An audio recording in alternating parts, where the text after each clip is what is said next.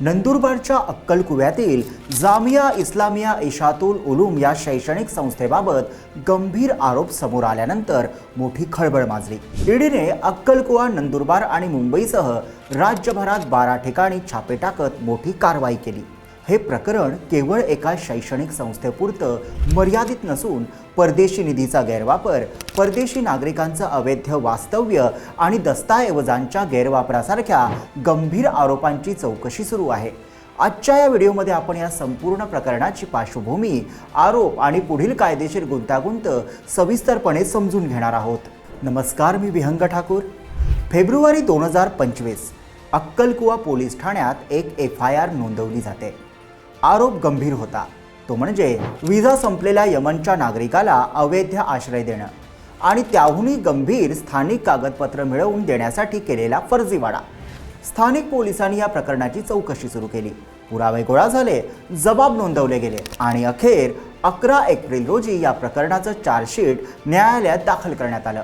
Shaikh Khaled Ibrahim Saleh अल खदमी आणि त्याची पत्नी खादेजा इब्राहिम कासिम अल नाशिरी हे दोघे नायजेरियन नागरिक मुलांच्या वैद्यकीय उपचारासाठी विजा घेऊन 2015 मध्ये भारतात आले होते। यांचा विजा फेब्रुवारी 2016 मध्ये संपला। विजा संपला असतानाही ते वास्तव्यास होते असा आरोप त्यांच्यावर ठेवण्यात आलाय। पण कथा इथेच संपत नाही, ही फक्त तपासाची सुरुवात होती आणि यानंतर सुरू होते राज्यभर पसरलेली मोठी धडक कारवाई। चार्जशीट नंतर ईडीने संपूर्ण ऑपरेशन हातात घेतलं। अक्कलकुवा, नंदुरबार आणि मुंबई अशा 12 ठिकाणी एकाच दिवशी छापे मारण्यात आले। विशेष पथक, SRP जवान आणि केंद्रीय तपास अधिकाऱ्यांची उपस्थिती दिसून आली। ही कारवाई एवढी अचानक होती की स्थानिक पोलिसांनाही आधी माहिती देण्यात आली नव्हती आणि त्यामुळेच शहरभर एकच चर्चा झाली। जामियात नेमकं काय सुरू होतं? ही सुरुवात होती एका मोठ्या साखळीबद्ध तपासाची। तपास जसजसा पुढे गेला तसतसे धक्कादायक मुद्दे समोर आले। पहिला मुद्दा, परदेशी निधीचा गैरवापर। शिक्षण संस्थेच्या खात्यात आलेल्या विदेशी निधीचा वापर नियमबाह्य पद्धतीने करण्यात आला असा आरोप आहे। दुसरा मुद्दा, FCRA म्हणजेच फॉरेन कॉन्ट्रीब्युशन रेग्युलेशन ॲक्ट म्हणजेच FCRA कायद्याचं उल्लंघन झाल्याचं तपासात समोर आलं। विदेशी निधीचा वापर फक्त नोंदणीकृत उद्देशासाठी करावा लागतो, परंतु निधी दुसऱ्या गैर FCRA संस्थांकडे वळवला गेला असा गंभीर आरोप आहे। गृह मंत्रालयाने 15 जुलै 2024 रोजी ट्रस्टचा FCRA परवाना रद्द केला। महाराष्ट्र सरकारने विद्यापीठाची 110 कोटी रुपयांची मालमत्ता ताब्यात घेतली आणि संस्थेच्या कामकाजावर IAS अधिकाऱ्याची नियुक्ती केली। ईडी आता पैशांचा प्रवाह, दस्तऐवज आणि संभाव्य फर्जीवाडा तपासत आहे। हा तपास प्रशासनिक उल्लंघनापुरताच मर्यादित नाही।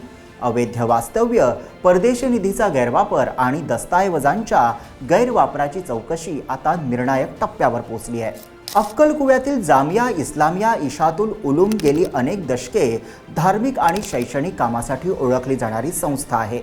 भारतीय इस्लामिक विद्वान गुलाम मोहम्मद वस्तानवी यांनी गरीब आणि वंचित विद्यार्थ्यांना शिक्षणाची संधी मिळावी या उद्देशाने या संस्थेची स्थापना केली होती।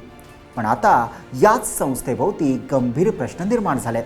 परदेशी निधीचा गैरवापर, अवैध विदेशी वास्तव्य तसेच दस्तऐवजांच्या चुकीच्या वापरांचा आरोप। यामुळे संपूर्ण राज्याचं लक्ष या तपासाकडे वळलंय।